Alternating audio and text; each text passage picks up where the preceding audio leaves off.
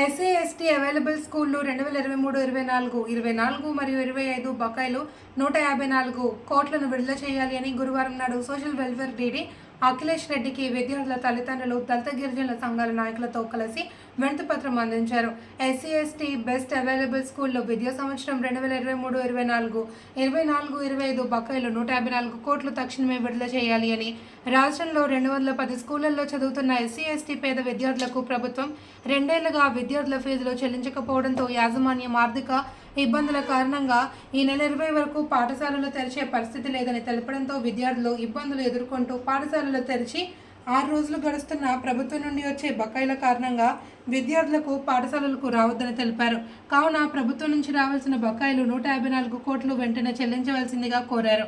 ఈ కార్యక్రమంలో గిరిజన ప్రత్యేక సంఘం ఉమ్మడి మెదక్ జిల్లా అధ్యక్షులు Jaipal Nayak, SC ST vigilance committee monitoring member Pambala Durgaprasad, విద్యార్థుల తల్లిదండ్రులు రవీందర్ నాయక్, పద్మ, మంజుల, లక్ష్మణ్, సంతోష్, బాబ్లర్, శ్రీనివాస్, సురేష్, మమత తదితరులు పాల్గొన్నారు.